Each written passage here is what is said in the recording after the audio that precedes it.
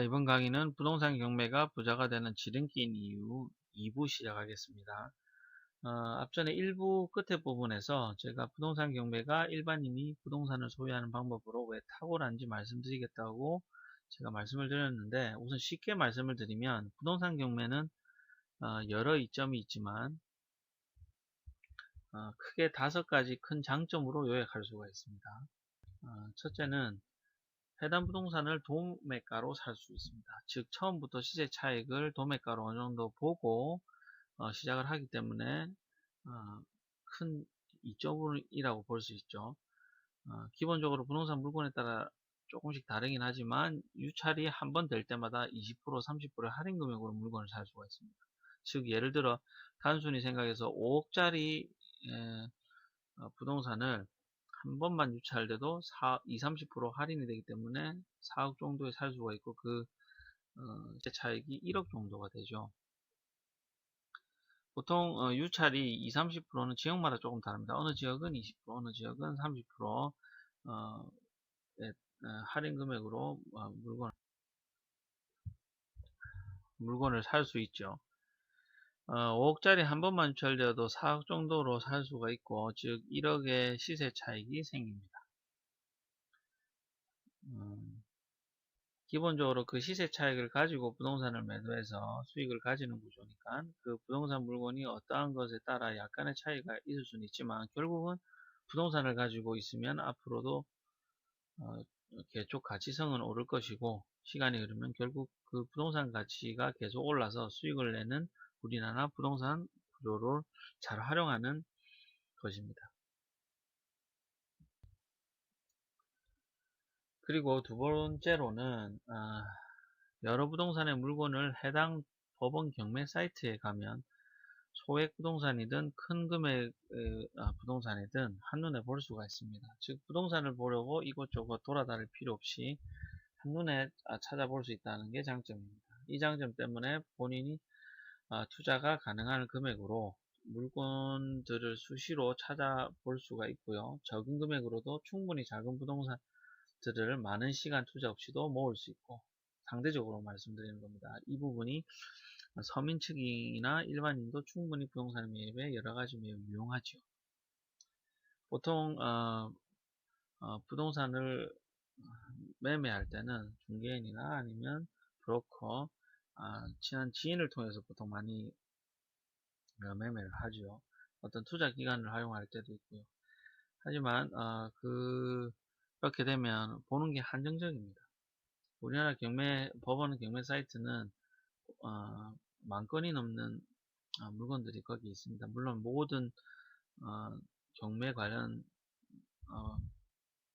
것들이 다 포함해서 그 정도 수치긴 하지만, 그래도 많이 한 번에 컴퓨터로 온라인상으로 볼 수 있기 때문에 비교도 해보면서 조사도 비교를 하면서 할 수 있습니다. 그런 게 많은 장점을 가지고 있습니다. 세 번째로는 레버리지 효과, 대출을 극대화할 수 있습니다. 부동산이라고 하면 무조건 큰 돈이 필요하다고 생각해서 일반인들은 부동산 생각조차 하지 않습니다. 하지만 이는 약간 틀린 얘기일 수도 있습니다. 단돈 몇백만으로도 할 수 있고 소액으로도 충분히 할 수 있습니다. 즉 부자가 되려면 레버리지 효과를 꼭 이용을 해야 됩니다. 부동산 경매를 하게 되면 만약 해당 부동산을 낙찰을 받으면 담보대출의 한 맥락이지만, 부동산 경매에서는 경락대출이라는 상품이 있습니다. 그 경락대출을 잘 활용하시면 최대한의 적은 금액으로 많은 부동산을 구매를 할 수가 있습니다. 이 말은 부동산을 물건을 실제로 낙찰받아서 살 때 부동산 값을 100% 지불하지 않아도 대출을 이용해서 어느 정도의 적은 금액으로 갭 투자랑 거의 비슷하긴 하지만, 그래도 이 부동산 경매는 그 맥락이 좀 틀립니다. 그래서 대출을 보통 투기지역이나 조정지역만이 아니면 최소 60%에서 최대 80%까지 대출을 받을 수 있습니다. 실제로 부동산 경매에서 본인이 낙찰을 받을 때 내는 돈은 경매 낙찰 예상 부동산 감정 가격의 보증금 10%에서 조금 알파 정도 내 실제로 주문해서 나갑니다. 예를 들어서 쉽게 설명을 드리면 부동산 낙찰받을 때 5천만 원짜리 부동산을 받았다고 합니다. 그러면 10% 500만 원에 플러스 알파, 무슨 각종 세금이나 부대 비용이 있습니다. 를 내면 그 물건의 적당한 가격이 되면 1순위가 되면 낙찰을 받습니다. 그러면 그 낙찰 받은 후에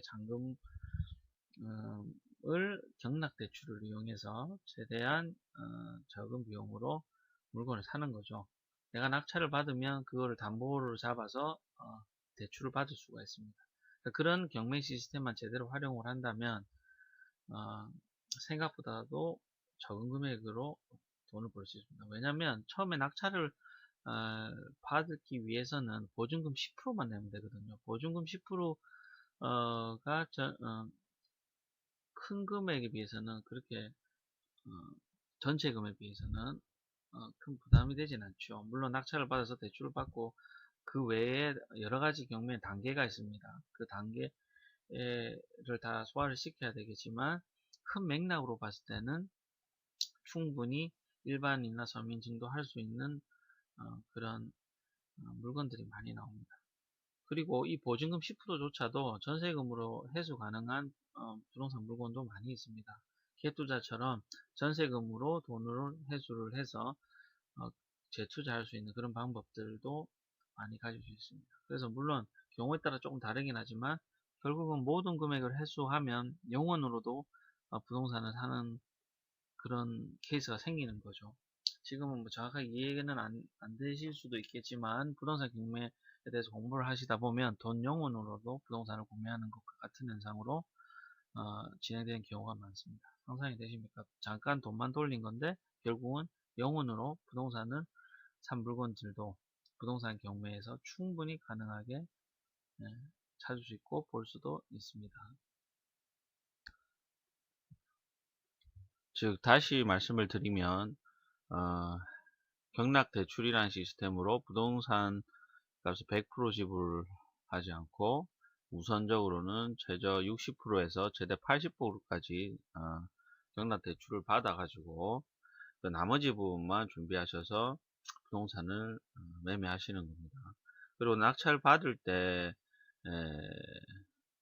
까지 실제로 주문해서 들어가는 돈은 낙찰 당일날 물론 이제 부동산 최저 감정 가격에 따라 다르겠지만 보증금 10%에서 플러스 알파 정도만이 실제로 내 주머니에서 나갑니다. 그 최종적으로 낙찰을 받고 난 다음에 그 낙찰을 받은 그 부동산을 담보로 해서 경락대출을 받으셔서 쭉 진행해 나가시면 부동산은 100% 그 돈을 지불하고 준비하셔야 되는 부분에서는 많은 이점을 가지고 우선은 부동산을 매매할 수 있는 겁니다. 네 번째로는 부동산은 국가나 즉 정부 법원에서 진행하는 합법적인 시스템입니다. 물론 각종 특수물건이나 부동산 물건에 따라 권리 분석을 정확히 해야 하지만 다른 부동산 매매처럼 사기를 당하거나 법적 보호를 받지 못하는 부동산 물건들이 아닙니다. 나라에서 보장하고 합법적으로 경제를 살리는 국가적인 시스템 중 하나입니다. 보통 부동산 경매를 수박 겉핥기식으로만 하시는 분들이 부동산 경매 단계 중에 명도하는 절차에서 매우 명도하는 절차를 매우 까다롭고 걱정하시는데 결국은 이것도 나라에서 합법적으로 낙찰자에게 강제 집행권이라는 합법적인 법적 절차로 도와주고 상식적이고 합법적인 내에서 모든 것을 국가에서 지원해주는 시스템입니다. 단지 명도를 할 때는 명도 그 기간과 비용을 좀 더 절약하려고 합의를 보려는 그 부분이 때문에 좀 어렵다고 생각을 하시는 분들도 많이 계신데 결과적으로는 합의가 되지 않으면 국가에서 진행하는 합법적인 국가 지원을 받아서 강제집행이나 아니면 인도명령을 받아서 강제집행권을 가지는 그런 법적 절차가 있기 때문에 크게 걱정을 안 하셔도 됩니다. 그리고 마지막으로 다섯 번째로는 노력의 대가입니다. 어, 그게 무슨 말이냐면, 만약 1억 원이나 1천만 원을 한 번에 벌려면 어떤 노력을 하셔야 될 것 같습니까? 사업을 하지 않는 이상 아무리 고연봉자라 하더라도 최소 몇 년은 절약을 해야 하고, 일반인이 몇 천만 원이나 억대를 한 번에 벌 수 있는 기회는 거의 없습니다. 보통 일반 있는 직장을 보통 다니시는데, 직장을 다니면서 한 번에 그 몇 천만 원이나 억대를 어디서 벌겠습니까?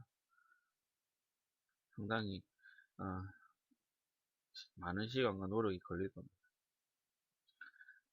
하지만 부동산 경매는 천만 원의 시세 차익을 낼 때나 1억의 시세 차익을 낼 때나 능력과 지식 및 실전 경험에 따라 좀 다르긴 하지만 크게 차이가 나지 않습니다.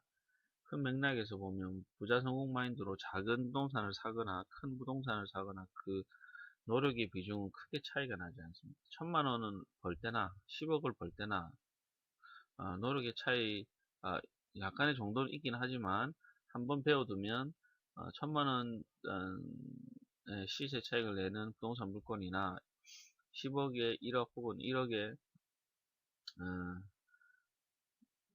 그 시세 차익을 내는 노력의 차이가 크지 않습니다.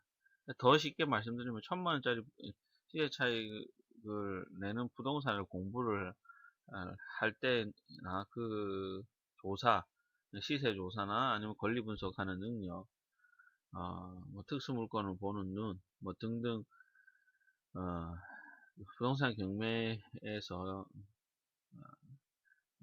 갖춰져야 할 그런 능력들과 조사 같은 것들은 10억짜리 물건을 시세 차이 혹은 1억 이상의 시세 차이를 내는 물건하고는 조사하는 방법과 그 기간이나 시간이 거의 비슷합니다. 단지 크게 다른 것은 투자의 금액이겠죠.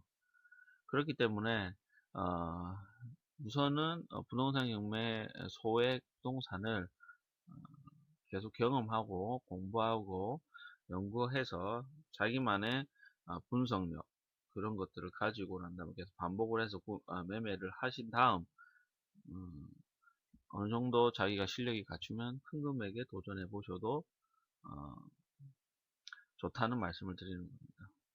일반적으로 우리가 상품을 천만 원어치의 이익을 내고 파는 거랑 1억 원어치의 이익을 내고 파는 거랑 차이가 엄청나게 크지 않겠습니까? 시간과 노력 그 외에 들어가는 것들이 많이 차이가 나는데 이 부동산 경매는 그렇지 않습니다. 물론 그 규모에 따라 투자 금액이 좀 다를 수는 있지만 우선은 부동산 물건을 사야 되니까요. 하지만 그것을 분석하고 진행하는 모든 것들은 뭐 일반 물건에서 조금의 차이가 있지 큰 차이가 없는 맥락입니다. 그렇기 때문에 부동산 경매는 추천을 많이 드리죠. 그래서 우선은 부자 성공 마인드를 익히고 부동산 경매 지식과 경험을 쌓으면서 작은 부동산부터 지속적으로 매입하고 어느 정도 실력이 갖췄다고 생각이 되었을 때 큰 시세 차익을 남길 수 있도록 큰 부동산을 매입하시면 됩니다. 다시 제가 정리를 해서 말씀을 드리면 무조건 돈을 번다고 할 수도 없고 무조건 유혹 요소가 아예 없다고 할 수는 없지만 부동산 경매를 잘 익히고 공부해서 부자 성공 마인드를 꾸준히 갖추고 익히고 실력을 꾸준히 갖추면서 공부하고 연구를 하면 충분히 부자로 가는 방법과 길로 탁월하다고 저는 생각을 합니다. 그렇기 때문에 이번 강의를 준비했습니다. 부동산 경매를 잘 익히고 공부해서 부자 성공 마인드를 실력을 갖추게 되면 충분히 부자로 가는 방법의 길과 탁월하다고 다시 한번 말씀드리고 싶습니다. 이번 강의는 제가 새벽에 준비를 한 내용들도 있고 그렇기 때문에 많이 부족한 부분이 많을 겁니다. 많이 좀 피곤하기도 하지만 그래도 청취해 주셔서 감사드립니다. 그럼 다음 강의에 뵙겠습니다. 감사합니다.